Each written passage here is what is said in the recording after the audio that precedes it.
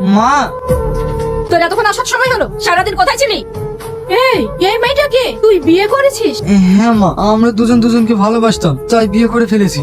মা তুমি আব্বুকে একটু ম্যানেজ করো না। কি হয়েছে? এই মেয়েটাকে? তোমার ছেলে এই মেয়েটাকে বিয়ে করেছে। খুব ভালো করেছে, যেখান থেকে বিয়ে করে এনেছে সেখানে চলে যেতে বলো। আব্বা, চুপ, কে তোর আব্বা? যে ছেলে আমার কথা অবাধ্য হয়ে বিয়ে করে তাকে আমি ছেলে হিসেবে মানি না। চম্পা, তুমি এক্ষুনি তার চলে যেতে বলো। দেখো, ও যখন ভুল করেই ফেলেছে। তুমি বেশি বকো না।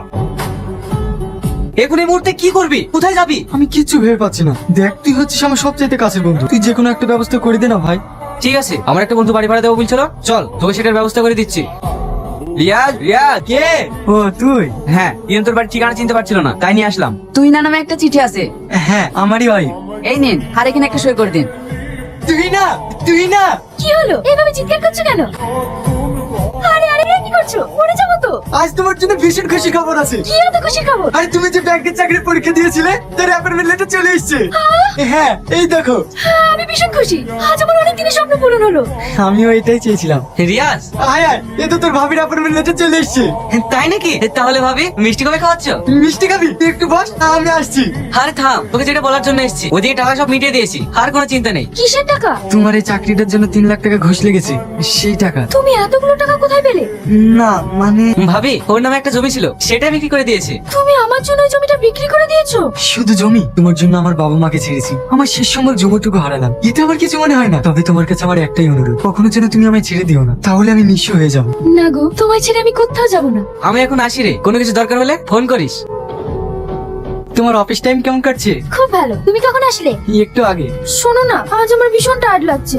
আচ্ছা ঠিক আছে, তুমি বসো, আমি তোমার জন্য চা নিয়ে আসছি। শোনো, আমার কিছু অফিসের ফ্রেন্ড আসবে, তুমি বাজারটা করে নিয়ে এসো। আচ্ছা ঠিক আছে। বাহ, তোমার বাড়ির কাজের ছেলেটা তো ভেরি হ্যান্ডসাম। ও কাজের ছেলে না, এটা আমার হাজবেন্ড। এটা তোমার হাজবেন্ড? ওয়েট, এই তোমার হাজবেন্ড? এ তো আমাদের বাড়িতে সিকিউরিটি গার্ডের কাজ করে। তুমি এত বড় পোস্টে জব করো আর সামান্য একটা সিকিউরিটি গার্ডকে বিয়ে করেছো? না তুই না, এটা তুমি ঠিক করোনি। তোমার ক্লাসের সাথে যায় না। কেন, আপনাদের চোখে বুঝি সিকিউরিটি গার্ডরা মানুষ না? যারা জব করে মোটা টাকা বেতন পায় তারাই বুঝি মানুষ? What nonsense, what you mean? Mind your language. দুটো ইংরেজিতে কথা বললে তাকে ভদ্রলোক বলে না। বাড়িতে এসেছে, আপনারা আমার অতিথি, আমি চাই না আপনাদের কোনো অসম্মান হোক। ছি তুহিনা, ছি। আগে যদি জানতাম তুমি আমাদের ডেকে এইভাবে অপমান করবে, তাহলে আমরা কখনোই আসতাম না। আমরা এখন আসছি। প্লিজ ওর কথা কিছু মনে করো না, অল্প করে কিছু খেয়ে যাও। আজ তোমাদের বাড়িতে যে অপমানিত হলাম, এতে আমাদের পেট ভরে গেছে। আর হ্যাঁ, আজ রাহুল সন্ধ্যায় পার্টি দিচ্ছে, সে পার্টিতে এসো, সেখানে আমাদের কথা হবে। তোমার আমার বান্ধবীদের অপমান করার সাহস হয় কি করে? বাহ, তোমার চোখের সামনে তোমার বান্ধবীরা আমাকে অপমান করলো, তাতে তোমার কোনো যায় আসে না। আর আমি একটা কথা বলেছি, ওটাই অপমান হয়ে গেল। বেশি কথা বলো। তুমি যে সিকিউরিটি গার্ডের কাজ করো, আমাকে তো করে একবারও বলোনি। কেন, তোমার বুঝি প্রেস্টিজে বাজছে? রিয়াজ, বাহ তুই না, বাহ।